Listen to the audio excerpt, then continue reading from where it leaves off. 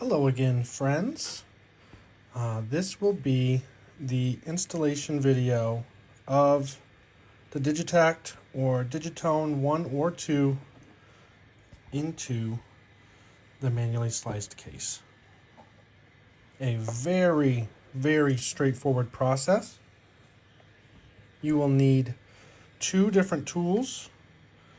That would be a 5mm Allen head, as well as a T3 screwdriver or bit or wrench, just as long as it's a T3. I myself use this kit right here. It's an iFixit kit. I'll link it down below. I'm not affiliated with this product.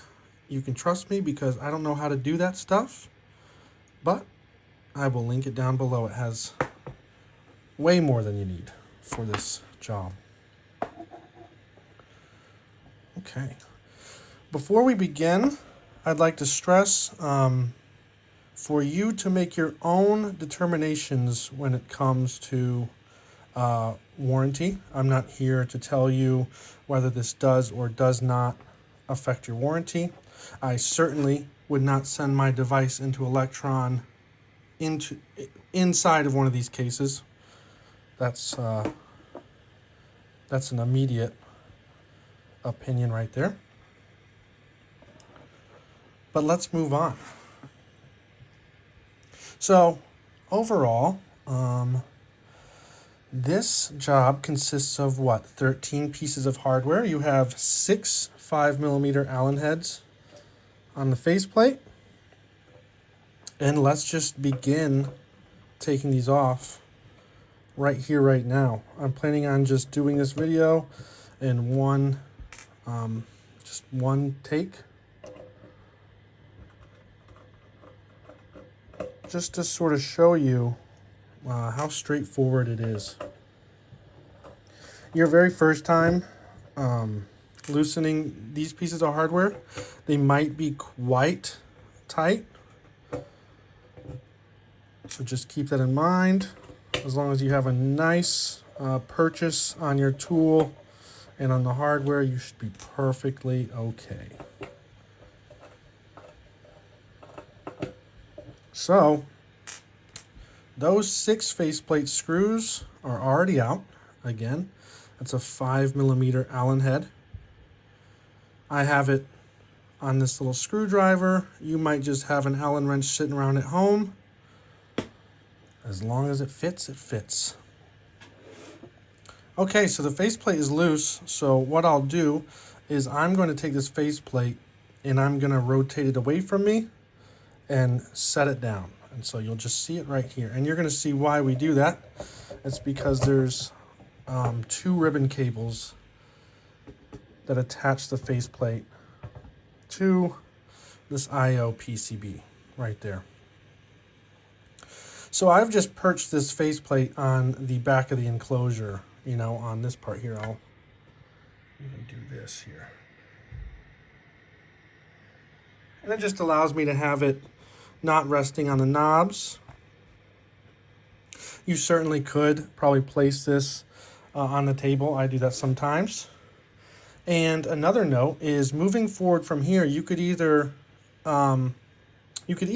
keep these ribbon cables connected, or you may choose to disconnect them.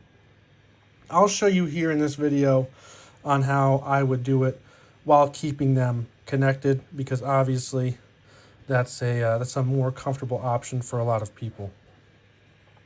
But if you would like to remove these, it's as easy as just grabbing as closely as you can to the base and just sort of wiggling it out. Nothing crazy, no yanking on it, no tricky parts. You just wiggle it right out and it'll come undone for you. So let's move on to the PCB. This is where you're going to need your T3 bit. I have it right here. T3 bit. And we have 7 pieces of hardware that hold the PCB down. And I'll sort of show you around right now right here, right here, right here,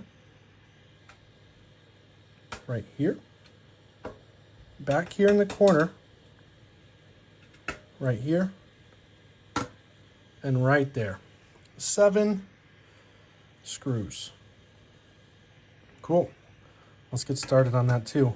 Again, your first time getting these undone, they might be quite tight. So as long as you have a nice, confident purchase on them, and you're not jumping around with your tool, you should be perfectly okay. I should stress, of course, no need to go around here touching anything. I'll show you soon where I like to grab this PCB, the safest spot for me. Almost done here.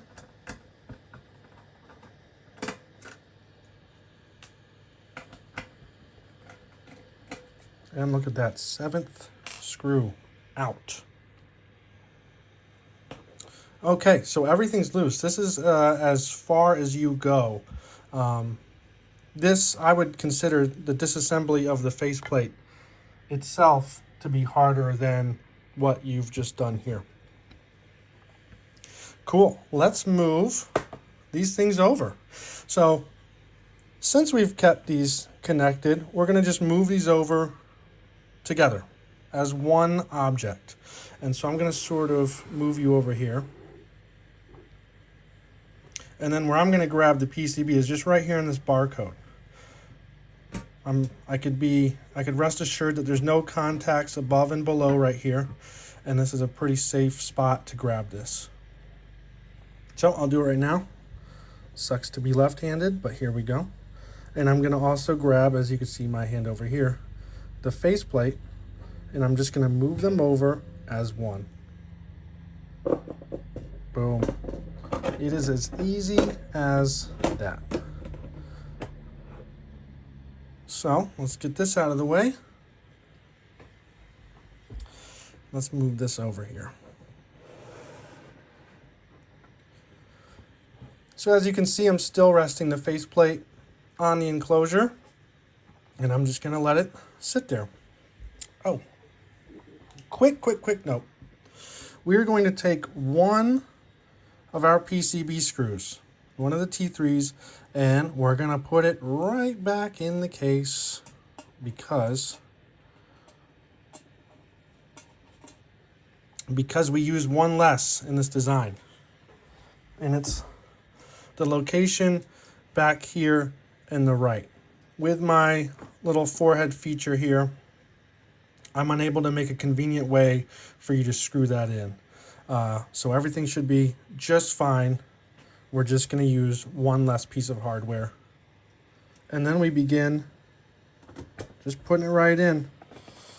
I can see from my angle, and I should probably just show you with the phone, I could tell by looking through the device that my I/O ports are lined up nicely. So I could tell that my PCB is pretty nice and secure. You should have you should be confident that it's there, it's in place, everything lines up, and then we're just going to start running these in. Let me also stress, and this is just like a pro tip for everything in life regarding something that uses multiple pieces of hardware on one panel, or say your oil pan or stuff like that. But don't tighten as you go. We just want to put everything in, get a couple threads going, make sure it's in that hole before we go tightening everything up.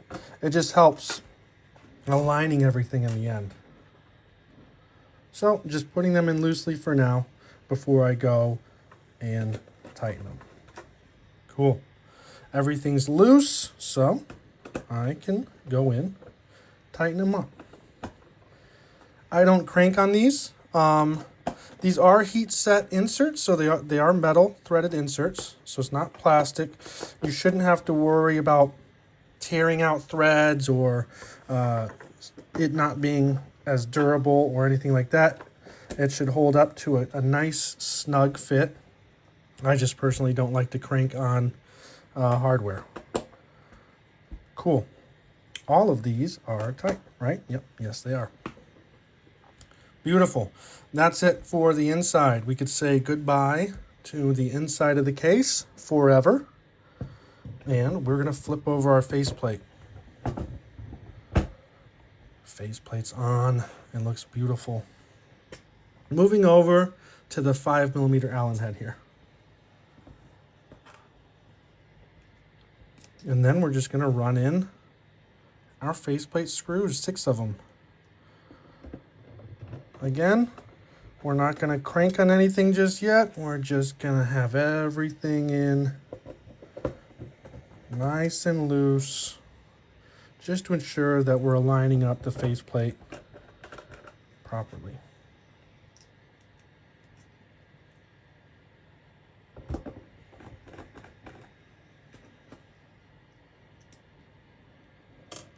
Oh, dropped one, it's okay. Oh my gosh.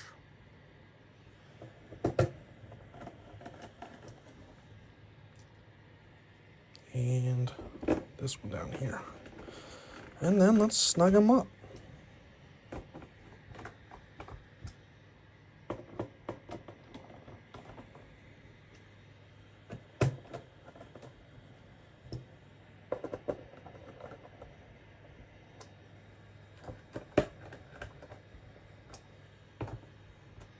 Beautiful.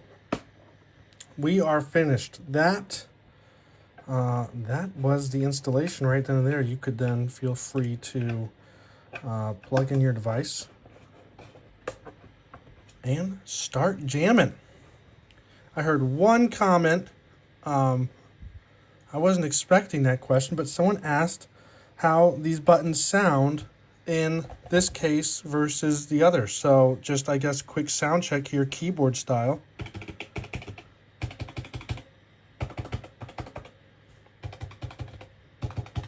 I don't know. Take from that what you will. And everybody enjoy Winston's manually sliced case.